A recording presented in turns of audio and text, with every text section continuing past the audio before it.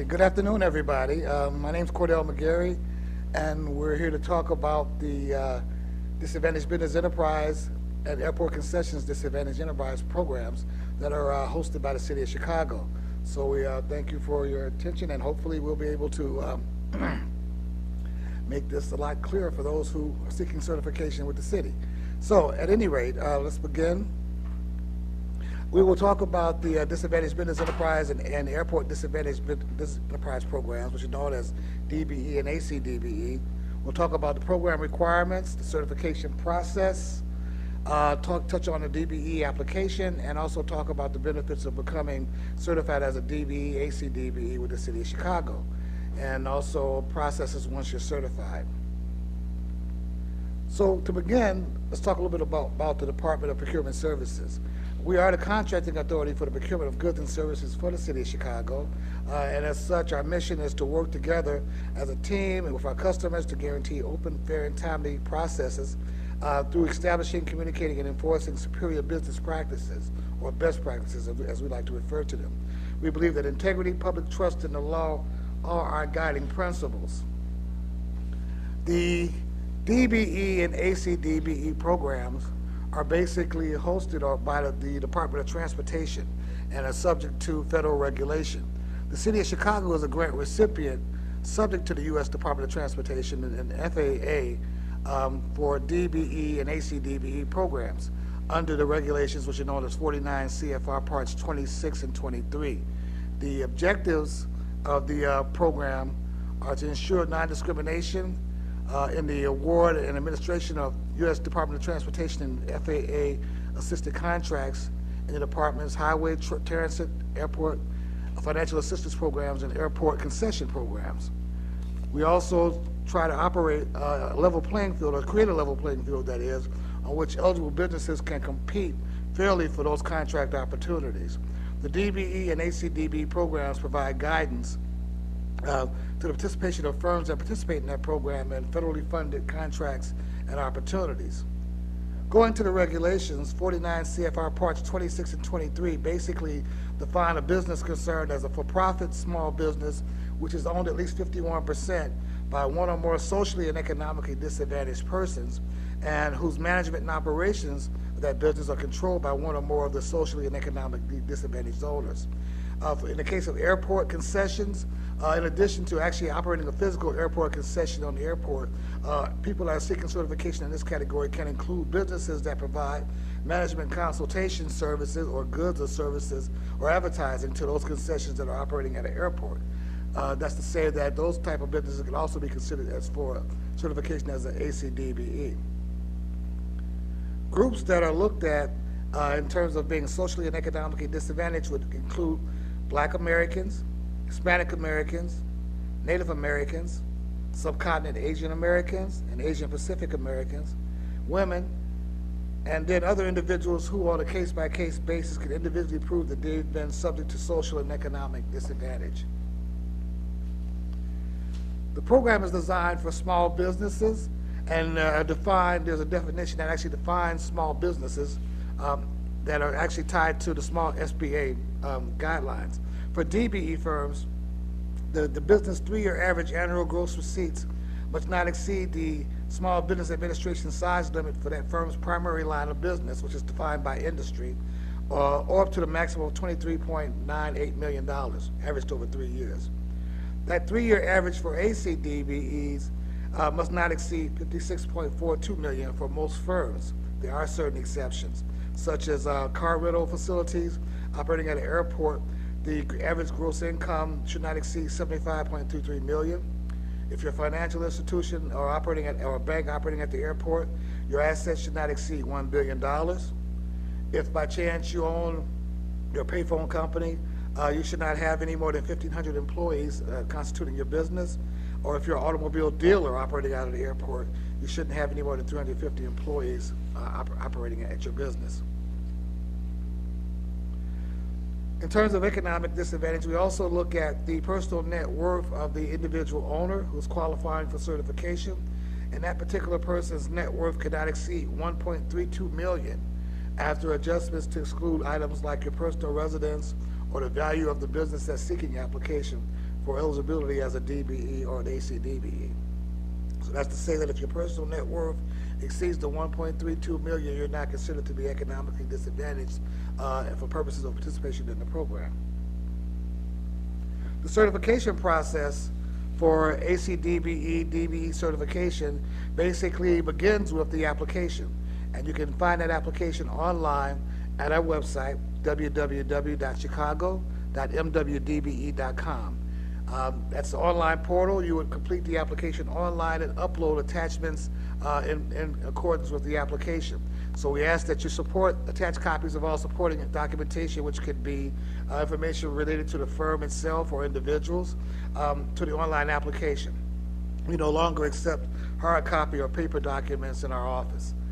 The process also includes an on-site interview with the owners of the business. So we will plan to schedule to visit you to conduct the interview with the owners. Documentation requirements for participation in the program can be extensive depending on the type of business that you're involved in or how you're structured, but basically it will consist of evidence of citizenship or legal residency, proof of contribution by the owners for purposes of capitalization of the business itself. We look at business documents for the particular type of firm that you're involved in. So for example, if you're organized as a sole proprietor and you're doing business in a name other than yourself, we will look to get copies of the assumed name certificate. If you're organized as a partnership, we would require copies of the partnership agreement. And if you're operating that partnership under an assumed name, of course, a copy of that certificate as well. Limited liability companies and corporations would require documents that would evidence their legal structure. For a limited liability company, we would look at original agreements such as an operating agreement. That would suffice to show that you're organized. For a corporation, that could be the articles of incorporation and bylaws. Additional information that we would need, particularly from the owner and key managers, would be copies of the W-2 or 1099 forms, generally for the 3 years, the most recent and previous 2 years of the company for the owners. Would also require copies of the business tax returns for 3 years, including all attachments and schedules, as well as financial statements, balance sheets, assets and liabilities, and income and expense statements, as well as 3 years of signed individual income tax returns, including all attachments and schedules. Now, in the case of a business that has not been around for 3 years or a startup concern, most certainly you would be allowed to provide information that you have. We would just ask that you state the purposes for not having 3 years of tax returns, for example, such as my business just started, let's say in March, and this information is not available. Most certainly that would not prevent you from applying or receiving consideration for certification. It's just that you're just documenting the fact that you don't have it because for obvious reasons the business did not exist. In addition to the documents that we've listed, we also talked about the on-site interview. The federal regulations require that an on-site visit be conducted to the offices of the firm that's seeking certification. This will constitute an interview with the owner and key managers of the company, basically to get a sense for the type of operation that's being run, the owner's ability to manage and control the firm, and this is required under the federal regulations itself. Depending on the circumstances, we may or may not notify you at the time of the site visit. Just to be fair with you, that can happen. For the most part, it doesn't occur, but it can. After we've had a chance to get the application, conduct the on-site interview, and do a review, basically that will lead to a recommendation for either approval or denial of the application. When we look at the application, we're looking at the following items. We're looking at ownership, again, whether or not the business is 51% or more owned by the qualifying individuals, whether or not those individuals are considered to be disadvantaged, i.e. socially or economically disadvantaged, whether or not the business size basically is within the parameters of the Small Business Administration guidelines by industry, whether or not the personal net worth of the individuals are within the guidelines of, again, 1.32 million. The aspects of independence and control, we do require that the owners of the business have a understanding and technical competency of the business that's being, the activities of the business that's being conducted, and that they're able to make decisions relative to the management and operations of the business without being subject to outside influence. Businesses are certified by an area of specialization, and that is important because, for example, if just using the example here, if Cordell McGarry operated a business as a plumber, he's seeking certification in the area of plumbing, and I would need to be able to demonstrate expertise and technical competency in that particular area. If I'm dependent upon someone else to do the plumbing work for me, then technically I'm not in control of the business, and that's important. And ultimately, the burden of proof for all of this basically falls on the applicant. And in that regard, you're strongly encouraged to tell a story about your business. It's important that the officers that are involved with the review of your application understand not just that you're seeking certification, but the type of business that's out there, what it does, how it came to be, and any unique aspects of the business operations that would constitute the determination of where the area of certification that you're going to be given. So again, that's important. Telling the story is so important. Once you're certified with the City of Chicago, as a DBE or ACDBE, you're actually certified with several other organizations in the state of Illinois, 4 other organizations to be exact. Altogether, we are called the Illinois Unified Certification Program. So certified as a DBE with the City of Chicago or any one of the agencies would constitute being certified with all of them. The other agencies are the Illinois Department of Transportation, the Chicago Transit Authority, Metra, as well as PACE bus services. Those 5 groups, including the city, receive federal dollars for transportation, and we're mandated to together administer the DBE and ACDBE programs for the state of Illinois. And that's one of the benefits of being certified with the City of Chicago, is that you're certified automatically with all the other agencies, and they have procurement opportunities as well. So being certified as the ACDBE not only allows you to participate in contracts that are offered by the city, but with the other agencies as well. There is no application fee, and that's a good thing. I mean, for those that are trying to be budget conscious, there's no fee to be involved in applying. We have a relationship with a number of other agencies that can provide assistance to small businesses in helping them get organized, and also provide guidance in the critical aspects of getting started and getting up and running. We have the assist agencies that provide a variety of services to these small businesses, and we encourage you to visit our website for further information in that regard.